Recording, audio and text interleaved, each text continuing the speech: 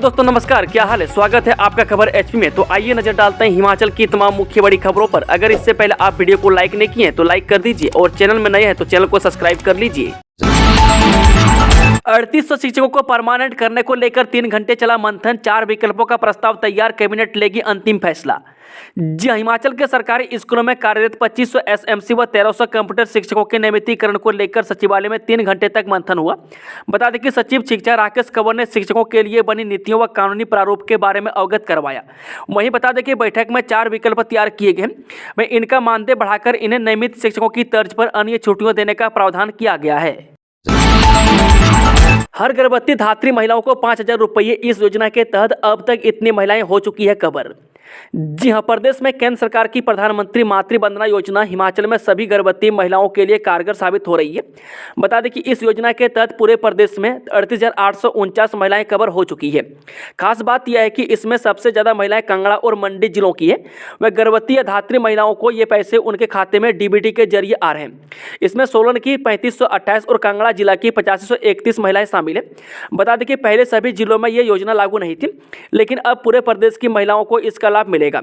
इससे पहले हालांकि विभिन्न योजनाओं जिसमें जननी सुरक्षा जैसी योजनाएं शामिल है, उसमें 2 से 3 हज़ार की आर्थिक मदद मिलती थी, लेकिन अब इस योजना में 5,000 की राशि मिलेगी।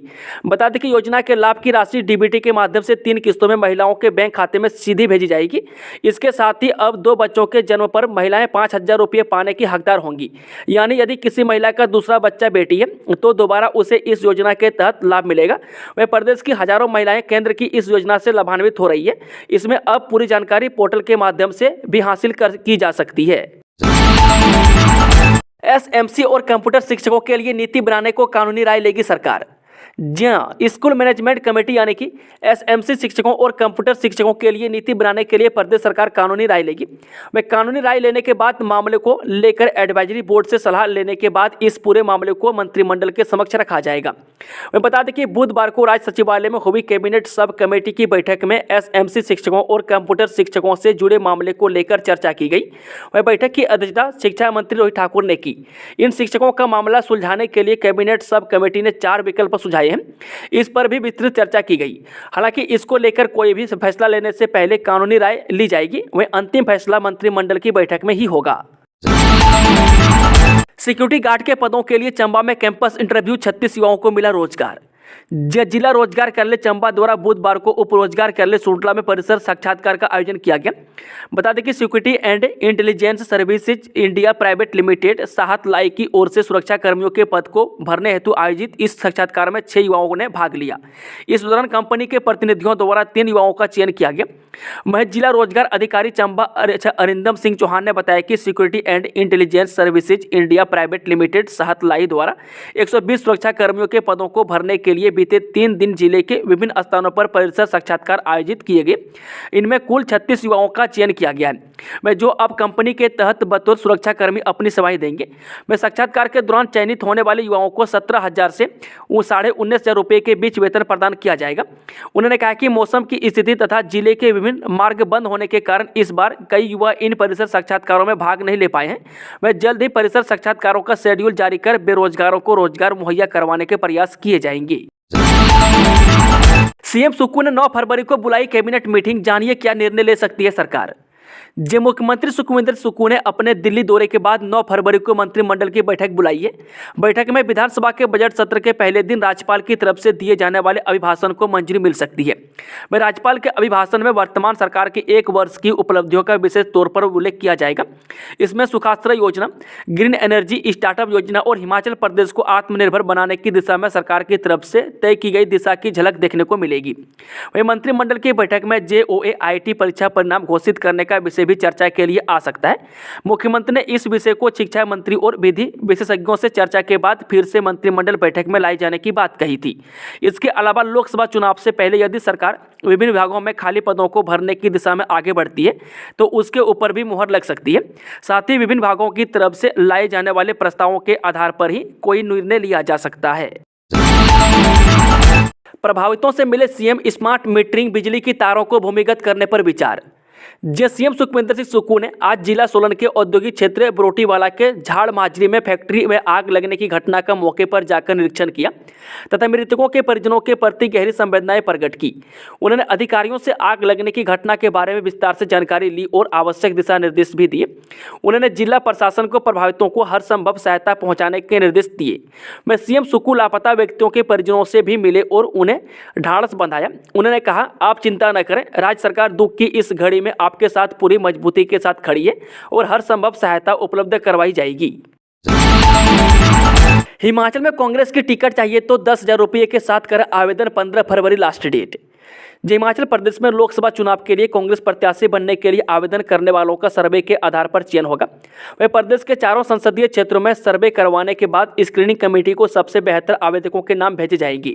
इच्छुक नेताओं को राजीव भवन शिमला में आवेदन के साथ 10,000 रुपये का शुल्क जमा करना होगा। वह मुख्यमंत्री सुखविंदर सिंह सुक्खू, प्रदेश कांग्रेस अध्यक्ष प्रतिभा सिंह की स्क्रीनिंग कमेटी अध्यक्ष और पूर्व रेल राज्य मंत्री भगत चरण दास के साथ सोमवार देर शाम को नई दिल्ली में हुई बैठक में सहमति बनी। वह पार्टी ने विधानसभा चुनाव की तर्ज पर अब लोकसभा चुनाव के लिए भी आवेदन आमंत्रित करने का फैसला लिया है। सीएम सुक्खू ने वार्ता को बुलाई डॉक्टर, इस मुद्दों पर होगी बात, चिकित्सक बनाएंगे आगामी रणनीति। जी हां, अस्पतालों में काले बिल्ले लगाकर उपचार कर रहे चिकित्सकों को मुख्यमंत्री सुखविंदर सिंह सुक्खू ने वार्ता का न्योता दिया है। मुख्यमंत्री के दिल्ली से लौटने के बाद मेडिकल ऑफिसर एसोसिएशन के पदाधिकारी उनसे मुलाकात करेंगे। इस दौरान चिकित्सकों की मांग पर चर्चा होगी। वहीं चिकित्सकों ने उम्मीद जताई है कि मुख्यमंत्री से मुलाकात के बाद उनकी यह मांग पूरी हो जाएगी।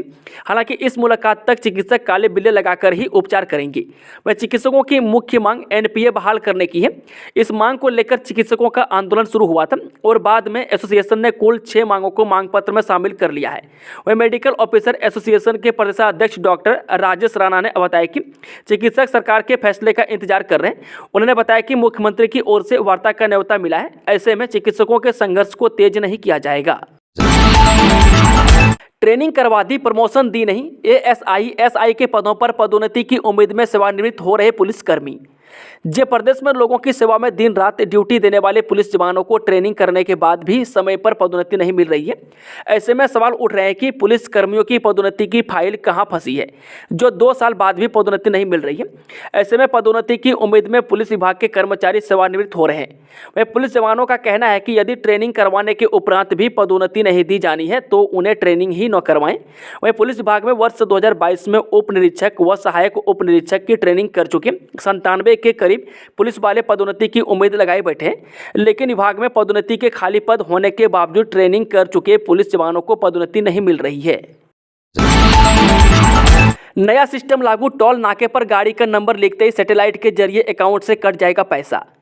जी हां, टोल बूथ पर अब satellite based system payment system शुरू होने जा रहा है। मैं सड़क परिवहन और राजमार्ग मंत्री नितिन गडकरी ने बुधवार को कहा कि देश भर के राजमार्गों पर उपग्रह आधारित टोल भुगतान प्रणाली जल्द से जल्द शुरू की जाएगी। मैं श्री गडकरी ने राज्यसभा में प्रश्नकाल के दौरान पूरक प्रश्नों के जवाब में कहा कि आगामी लोकसभा चुनाव की आचार संहिता लागू होने से पहले सभी टोल बूथ पर उपग्रह आधारित भुगतान प्रणाली शुरू कर दी जाएगी। इसमें गाड़ी के नंबर की जानकारी लेकर खाते से पैसा कट जाएगा। यहां बनेगी पहली रोबोटिक लैब, डाइट को 22 लाख रुपए की राशि हुई स्वीकृत, ब्रह्मांड की सैर कर सकेंगे स्कूली बच्चे। जिला बिलासपुर के अंतर्गत राजकीय वरिष्ठ माध्यमिक छात्र पाठशाला घुमारवीं में प्रदेश की पहली स्पेस लैब बनने के बाद अब बिलासपुर जुखाला डाइट में हिमाचल की पहली रोबोटिक लैब स्थापित करने को लेकर कवायद शुरू हो गई है।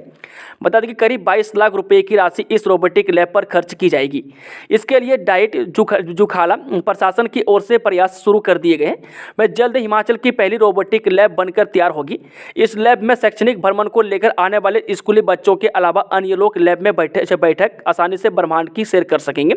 वह डाइट जुखाला में APJ Abdul Kalam science centre स्थापित किया गया, वह जिसके चलते यहां पर प्रदेश के अलावा अन्य लोग भी भ्रमण के लिए पहुंचते हैं। वह विज्ञान के प्रति बच्चों की रुचि बढ़ाने को लेकर लगातार यह प्रयास किए जा रहे हैं, वह ताकि प्रदेश के नन्हे वैज्ञानिकों को विज्ञान की जानकारी आसानी से मिल सके।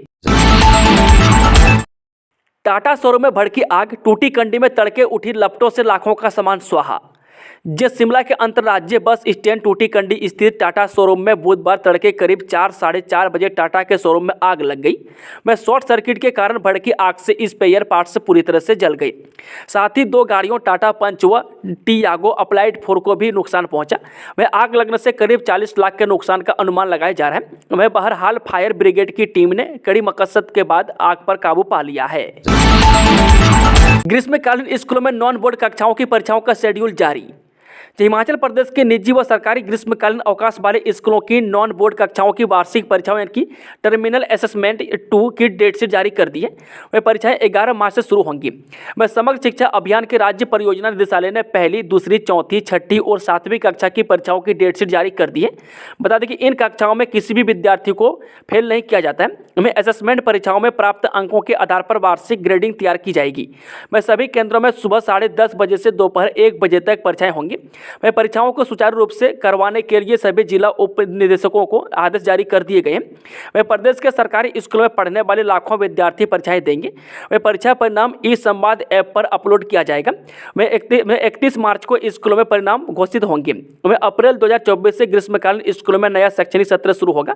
वह प्रदेश के सभी सरकारी और स्कूल शिक्षा बोर्ड संबंध निजी स्कूलों में इन परीक्षाओं का आयोजन होगा। राज्य सहकारी बैंक में 265 जूनियर क्लर्क होंगे भर्ती। इस साल खुलेगी 22 नई शाखाएं। हिमाचल प्रदेश राज्य सरकारी बैंक में 265 जूनियर क्लर्क भर्ती किए जाएंगे। इस साल बैंक प्रदेश के विभिन्न क्षेत्रों में 22 नई शाखाएं भी खुलेगा। वहीं मंगलवार देर शाम को बैंक के अध्यक्ष देवेंद्र श्याम की अध्यक्षता में हुई निदेशक मंडल की बैठक में यह फैसला लिया गया। वहीं 209 अधिकारी कर्मचारी पदोन्नत और 178 दैनिक भोगी कर्मचारियों को जल्द नियमित करने का भी फैसला किया है। वह बैंक के अध्यक्ष ने बताया कि युवाओं को रोजगार देने के उद्देश्य से 265 जूनियर क्लर्कों की सीधी भर्ती करने का फैसला किया है। रोहित ठाकुर बोले, हिमाचल के सरकारी स्कूलों में जल्द भर्ती होंगे 2800 नए शिक्षक। शिक्षा मंत्री रोहित ठाकुर ने कहा कि हिमाचल प्रदेश के सरकारी स्कूलों में जल्द 2800 शिक्षक भर्ती होंगे। मैं जेबीटी और टीजीटी के 2252 पदों पर बैच वाइज भर्तियां जारी है। मैं जल्द ही इनके परिणाम जारी किए जाएंगे। मैं शेष पदों को सीधी भर्ती के माध्यम से आयोग के माध्यम से भरा जाएगा। मैं हमीरपुर में स्थापित किए गए नए भर्ती आयोग के साथ इस बाबत चर्चा जारी है। बता दें कि बुधवार को राज्य सचिवालय में मीडिया से बातचीत के दौरान शिक्षा मंत्री ने कहा कि शास्त्रीय शिक्षकों की बैच वाइज भर्ती को लेकर काउंसलिंग जारी है। मैं हाईकोर्ट को जानकारी देने के बाद इसका परिणाम घोषित किया जाएगा। हिमाचल के स्कूलों में नए शैक्षणिक सत्र से बढ़ेंगे 30 अध्ययन दिवस, प्रस्ताव तैयार। हिमाचल प्रदेश के स्कूलों में नए शैक्षणिक सत्र से करीब 30 अध्ययन दिवस बढ़ेंगे। वे खेल और अन्य गतिविधियों के दिनों में कमी करने का उच्च शिक्षा निदेशालय ने प्रस्ताव तैयार किया है। स्कूलों में अध्ययन दिवस 185 से बढ़ाकर 215 करने की तैयारी है। वह प्रदेश सरकार की मंजूरी के बाद नए शैक्षणिक सत्र से नई व्यवस्था को लागू किया जाएगा। वह सरकार ने एक शैक्षणिक सत्र के दौरान करीब 220 अध्ययन दिवस करने का फैसला लिया है। मैं अभी एक साल के दौरान करीब 185 दिनों तक स्कूलों में पढ़ाई करवाई जाती है। वह शिक्षा विभाग में गुणवत्ता लाने के लिए मुख्यमंत्री सुखविंदर सिंह सुक्खू ने बीते दिन विभाग की समीक्षा बैठक में अध्ययन दिवस बढ़ाने के निर्देश दिए हैं। वह अध्ययन दिवस बढ़ाकर 185 से 220 करने को कहा गया है। 2 साल में पूरा होगा शिमला कालका फोरलेन, 70% कार्य पूरा। केबल स्टे ब्रिज से रोमांच भरा होगा सफर। जी हां, कालका शिमला फोरलेन का सफर अगले 2 साल में देश विदेश के पर्यटकों सहित स्थानीय लोगों के लिए रोमांच से भरा होगा। वह कालका से शिमला तक 3 चरणों में निर्माणाधीन फोरलेन का कार्य करीब 70% पूरा हो गया है। वह अब सोलन से कैथली घाट और कैथली घाट से ढली यानी कि मसोबरा जंक्शन तक का 30% कार्य भी युद्ध स्तर पर शुरू हो गया। वहीं राष्ट्रीय राजमार्ग प्राधिकरण यानी कि NHAI ने 2026 तक फोरलेन का कार्य पूरा करने का लक्ष्य रखा है। वह फोरलेन का काम पूरा होने के बाद करीब 2.5 घंटे में चंडीगढ़ से शिमला की दूरी तय होगी। वह अभी तक करीब 3.5 घंटे का समय लगता है। वह ड्रीम प्रोजेक्ट के तीसरे चरण में कैथली घाट से शिमला फोरलेन के 2 पैकेज पर 3914 करोड़ रुपये खर्च होंगे। अटल मेडिकल विश्वविद्यालय नेरचौक MDS पहले साल की परीक्षा का पुनर्मूल्यांकन के लिए फॉर्म भरने की अंतिम तिथि तय। MDS पहले साल की वार्षिक परीक्षाओं के पुनर्मूल्यांकन के लिए अभ्यर्थियों को अटल मेडिकल एवं अनुसंधान विश्वविद्यालय नेरचौक ने फॉर्म भरने का अवसर प्रदान किया है। बता दें कि विश्वविद्यालय ने इसके लिए अपना पोर्टल भी सक्रिय कर दिया है। अभ्यर्थियों से आग्रह किया गया है कि 8 फरवरी तक अपने फॉर्म भरें ताकि वह अपने परीक्षा परिणाम का पुनर्मूल्यांकन करवा सके। इसके लिए प्रति विषय अभ्यर्थियों को 1000 रुपये की फीस का भी भुगतान करना होगा। वहीं अटल मेडिकल एवं अनुसंधान विश्वविद्यालय नेरचौक के परीक्षा नियंत्रक डॉक्टर प्रवीण शर्मा ने कहा कि फॉर्म भरने की अंतिम तिथि 8 फरवरी है। संयुक्त ट्रेड यूनियन संघर्ष समिति के बैनर तले निकाली रोष रैली, सरकार को भेजा ज्ञापन। जी हां, अपनी विभिन्न मांगों को लेकर बुधवार को धर्मशाला में सैकड़ों मजदूर प्रदेश और केंद्र सरकार के खिलाफ गरजे। मजदूरों ने कोतवाली बस अड्डा से कचहरी अड्डा तक केंद्र सरकार और प्रदेश सरकार के खिलाफ रोष रैली निकाली और नारेबाजी की। वह बुधवार को हिमाचल प्रदेश संयुक्त ट्रेड यूनियन संघर्ष समिति के बैनर तले ट्रेड यूनियन कोऑर्डिनेटर कमेटी के प्रदेश अध्यक्ष प्रेमचंद चौधरी, राज्य महासचिव रविंद्र सिंह रवि, इंटेक के जिला अध्यक्ष संजय सैनी, सीटू के जिला अध्यक्ष रविंद्र कुमार के नेतृत्व में धर्मशाला में रोष मार्च निकाला। इस दौरान उन्होंने जिला प्रशासन के माध्यम से मुख्यमंत्री को अपनी मांगों को लेकर ज्ञापन भेजा। उन्होंने कहा कि केंद्र सरकार ने 50 दिन काम करने वाले मनरेगा मजदूरों का निर्माण कामगार एवं कल्याण बोर्ड में बतौर लाभार्थी पंजीकरण बंद कर दिया है। अखिल भारतीय इंटर जोनल महिला भारोत्तोलन प्रतियोगिता शुरू, 45 किलो भार वर्ग में हर्षदा ने जीता स्वर्ण। खेल परिषद धर्मशाला के इंडोर स्टेडियम में भारतीय विश्वविद्यालय संघ और हिमाचल प्रदेश केंद्रीय विश्वविद्यालय धर्मशाला की ओर से आयोजित अखिल भारतीय इंटर जोनल महिला भारोत्तोलन प्रतियोगिता के पहले दिन 45 किलो भार वर्ग में सावित्रीबाई फुले यूनिवर्सिटी महाराष्ट्र की हर्षदा गरुड़ ने स्वर्ण पदक जीता। में हर्षदा ने स्नैच में 66 और क्लीन एंड जर्क में 77 किलो भार उठाया। में हर्षदा ने 2022 में जूनियर विश्व भारोत्तोलन चैंपियनशिप में देश के लिए स्वर्ण पदक जीती थी। में शिवाजी यूनिवर्सिटी की अर्केशा धोने ने रजत और एएन यूनिवर्सिटी की बी राजेश्वरी ने कांस्य पदक प्राप्त किया है। में 49 किलो भार वर्ग में शिवाजी यूनिवर्सिटी की आरती ने कुल 163 किलो भार उठाकर स्वर्ण पदक हासिल किया, जबकि मुंबई यूनिवर्सिटी की सौम्या धालवी ने 159 भार उठाकर रजत और बेंगलुरु यूनिवर्सिटी कर्नाटक की लक्ष्मी ने कांस्य पदक हासिल किया। बर्फबारी से हिमाचल में पर्यटन कारोबार को मिली रफ्तार, ऑक्यूपेंसी 60% तक पहुंची। जब बर्फबारी से हिमाचल में पर्यटन कारोबार को रफ्तार मिली है, वह जनवरी के आखिरी सप्ताह में प्रदेश के पर्यटन स्थलों पर औसतन ऑक्यूपेंसी 30 से 40% तक थी। में 31 जनवरी के बाद हिमाचल में बर्फबारी का क्रम शुरू हुआ, जिसके बाद फरवरी के पहले सप्ताह में ऑक्यूपेंसी बढ़कर 50 से 60% तक पहुंच गई है। हालांकि वीकेंड पर शिमला और मनाली में होटलों के 70% तक कमरे बुक हो रहे हैं। वह हिमाचल के मुकाबले सैलानी कश्मीर और उत्तराखंड का अधिक रुख कर रहे हैं। वह हिमाचल में होटलों के कमरे कश्मीर और उत्तराखंड के मुकाबले सस्ते हैं। वह दिल्ली व आवाजाही का खर्च भी कम है। अयोध्या के लिए बजट सत्र में बसें चलाएगा हिमाचल पथ परिवहन निगम, सभी औपचारिकताएं पूरी। जी हां, रामलला के दर्शन के लिए अयोध्या धाम जाने के इच्छुक हिमाचल के लोगों के लिए खुशखबरी है। बजट सत्र के दौरान हिमाचल से अयोध्या के लिए बस सेवा शुरू होगी। बता दें कि एचआरटीसी प्रबंधन ने बस सेवा शुरू करने के लिए सभी औपचारिकताएं पूरी कर ली है। वह शिमला, ऊना, नालागढ़, मनाली, हमीरपुर और धर्मशाला से अयोध्या के लिए बसें चलेंगी। वह रूट परमिट लेने के बाद उत्तर प्रदेश परिवहन विभाग से एचआरटीसी को काउंटर साइन भी मिल गए हैं। वह नालागढ़ से अयोध्या के लिए बस बाया बरेली चलाई जाएगी। वह अन्य बसें बाया दिल्ली चलेंगी। वह नालागढ़ से अयोध्या पहुंचने में बस 19 घंटे का समय लेगी। वह बस शाम 4 बजे से नालागढ़ से रवाना होगी और अगले दिन 11 बजे अयोध्या पहुंचेंगी। मैं शिमला से अयोध्या के लिए बस की रवानगी का समय शाम 7:30 बजे तय किया गया है। वह 25 घंटे बाद अगले दिन शाम 8 बजे बस अयोध्या पहुंचेंगी। मैं शिमला से अयोध्या के लिए वोल्वो का संचालन भी प्रस्तावित है। हालांकि इसके लिए अभी टाइम टेबल तय नहीं किया गया है। मैं दिल्ली होते हुए अयोध्या जाने वाली बसें यमुना और आगरा लखनऊ एक्सप्रेसवे से होकर रवाना होगी। वह दिल्ली से अयोध्या की 732 किलोमीटर की दूरी बसें 13 घंटे में तय करेंगी। वह बसें रोजाना संचालित करने का फैसला लिया गया है। मिड डे मील के लिए केंद्र ने दी 25 करोड़ 35 लाख की तीसरी किस्त। जी, केंद्र सरकार ने हिमाचल प्रदेश में मिड डे मील के लिए 25 करोड़ 35 लाख रुपए की तीसरी किस्त जारी कर दी है। वह वित्तीय वर्ष 2023-24 के तहत यह धनराशि जारी हुई है। प्रारंभिक शिक्षा निदेशालय की ओर से जल्द ही जिलावार धनराशि का आवंटन किया जाएगा। वह हिमाचल के सरकारी स्कूलों में नर्सरी से 8वीं कक्षा तक पढ़ने वाले करीब 5,50,000 बच्चों के दोपहर के भोजन और भोजन तैयार करने वाले 22,000 कर्मियों के वेतन के लिए यह बजट जारी हुआ है। वह अपर प्राइमरी में कर्मियों के वेतन के लिए 484,47,000 रुपये, राशन खरीदने के लिए 97 लाख, भोजन बनाने पर आने वाले खर्च के लिए 1744 लाख रुपये, परिवहन सेवा के लिए 74 लाख रुपये और इस कार्य के प्रबंधन व मूल्यांकन के लिए 64 लाख रुपये दिए गए हैं। परफ्यूम फैक्ट्री के 2 गोदाम किए सील, फॉरेंसिक टीम ने भरे सैंपल। जे बद्दी के झाड़ माजरी स्थित एनआर अरोमा कंपनी की परफ्यूम फैक्ट्री में अग्निकांड के बाद पकड़े आरोपियों से अब कई खुलासे होने लगे हैं। इसमें प्लांट प्रबंधक चंद्रशेखर से रिमांड के दौरान पुलिस को पता चला कि फैक्ट्री के झाड़ माजरी और बरोटीवाला में 2 गोदाम हैं। इनमें झाड़ माजरी में जली फैक्ट्री से 100 मीटर दूर इसका एक बड़ा गोदाम है, वह दूसरा बरोटीवाला में इन गोदामों में तैयार सामान रखा जाता था। वह गोदामों में निरीक्षण के दौरान केंद्रीय और राज्य की FSL टीमें, राज्य कर एवं आबकारी और पुलिस की टीमें मौजूद रही। वह पुलिस अधीक्षक बद्दी इल्मा अफरोज ने खुद रिकॉर्ड खंगाला।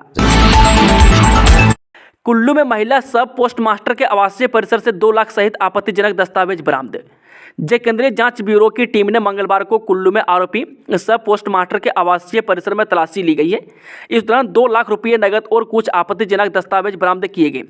में CBI ने उप डाकघर सुल्तानपुर SO जिला कुल्लू में तैनात एक उप पोस्ट मास्टर के खिलाफ तत्काल मामला दर्ज किया है।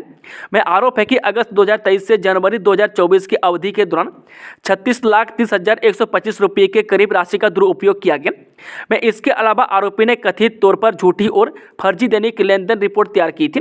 में उल्लेखनीय है कि आरोपी पर जिले के सुल्तानपुर डाकघर में लाखों रुपये के गबन का आरोप है। में CBI ने इस मामले में रिकॉर्ड को अपने कब्जे में ले लिया है। में जांच में पता चला है कि बचत खातों के साथ अलग अलग स्कीमों के तहत 6,000 के करीब खाते खोले गए। इनमें अभी तक 3,000 खातों से जुड़ी पासबुक की जांच हो गई है। वह डाकघर में लाखों की राशि गबन करने पर खाताधारकों में हड़कंप मचा हुआ है। हिमाचल में बारिश बर्फबारी के बाद मौसम खुला पर दुश्वारियां बरकरार, 473 सड़कें अभी भी बंद। हिमाचल प्रदेश में 6 दिन बारिश बर्फबारी के बाद मौसम खुल गया है, लेकिन दुश्वारियां बरकरार हैं। वह धूप खिलने से कुल्लू व लाहौल में हिमखंड गिरने के खतरे को देखते हुए लोगों व सैलानियों को सतर्क रहने को कहा गया है। वह जलोड़ी दर्रा और अटल टनल सहित लाहौल घाटी में हिमखंड का सबसे अधिक खतरा है। वह जिला के ग्रामीण इलाकों में दुश्वारियां कम नहीं हुई हैं। वह जगह जगह बसें फंसी हैं और लोग पैदल चलने को मजबूर हैं।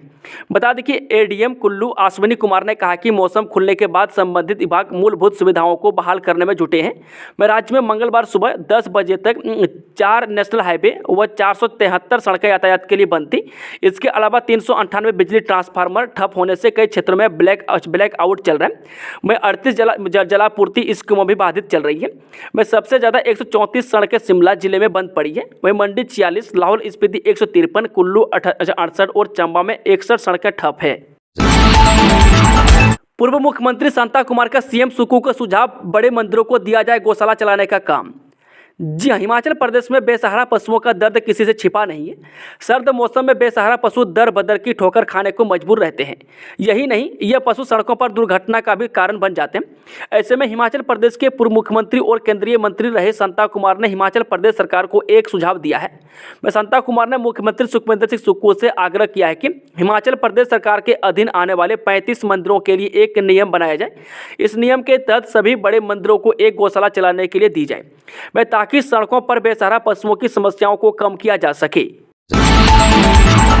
अंतर्राष्ट्रीय शिवरात्रि मेला में कब निकलेगी पहली जिलेब, जानिए पूरी जानकारी। जी हाँ, अंतर्राष्ट्रीय शिवरात्रि मेला 2024 को अब 1 महीने से कम समय बचा है। इसे देखते हुए छोटी कांसी मंडी में आयोजन को लेकर तैयारियां तेज हो गई है। DC अपूर्व देवगन ने आयोजन से जुड़े प्रबंधों की समीक्षा के लिए बुधवार को अधिकारियों की बैठक ली। उन्होंने सभी के सहयोग से मेले के भव्य और भावपूर्ण आयोजन की बात कही। वह अपूर्व देवगन ने बताया कि अंतर्राष्ट्रीय शिवरात्रि मेले की पहली जिलेब 9 मार्च को निकाली जाएगी। वह मध्य जिलेब 12 को तथा तीसरी व अंतिम जिलेब 15 मार्च को निकलेगी। इनमें आकर्षक झांकियां भी शामिल की जाएंगी। वहीं 9 से 14 मार्च तक 6 सांस्कृतिक संध्याओं का आयोजन होगा। प्रभावितों को राहत राशि देने के बदले पैसे की डिमांड कर रहा है पटवारी। जी हां, इस बार भारी वर्षा ने बरसात में क्षेत्र में भारी तबाही मचाई है और प्रभावित परिवार को सरकार ने मकान बनाने के लिए 7 लाख की राशि देना शुरू किया है, जिसमें पटवारी हल्का की रिपोर्ट को अनिवार्य किया गया। वह धर्मपुर बीच क्षेत्र के एक पटवारी ने प्रभावित परिवारों से राहत राशि जारी करने के बदले पैसे देने की बात कही है। इस बातचीत का एक ऑडियो वायरल हो रहा है। हालांकि इसकी पुष्टि पूरी तरह से जांच पड़ताल के बाद ही चलेगी, लेकिन यह ऑडियो क्षेत्र में आग की तरह फैला हुआ है। बता दें कि SDM धर्मपुर राजेंद्र गौतम के पास भी यह ऑडियो पहुंच चुका है। चलती कार पर झपटा तेंदुआ, अनियंत्रित होकर 150 फीट नीचे गिरी गाड़ी, एक व्यक्ति की मौत, 3 घायल। जी हां, जिला बिलासपुर में घुमारवीं पुलिस थाना क्षेत्र के तहत हवान के पास स्थित बेहल नवान में मंगलवार देर रात एक तेंदुआ अचानक एक चलती कार पर झपट मारा, जिसके चलते कार ड्राइव नियंत्रण खो बैठा और कार सड़क से करीब 150 फीट नीचे जा गिरी। इस दुर्घटना में एक व्यक्ति की मौके पर ही मौत हो गई, जबकि 3 अन्य घायल हो गए हैं। मृतक की पहचान हिम्मत सिंह उम्र 40 वर्ष निवासी हवान घुमारवीं के तौर पर हुई है। पुलिस ने मामले दर्ज कर आगामी कार्रवाई शुरू कर दी है। दोस्तों, खबरों का सिलसिला अभी खत्म होता है। जानकारी पसंद आई तो वीडियो को लाइक करें और ताज़ा समाचार का अपडेट पाने के लिए हमारे टेलीग्राम चैनल को जरूर ज्वाइन करें, जिसका लिंक डिस्क्रिप्शन में दिया हुआ है, या फिर सर्च करें खबर HP। धन्यवाद।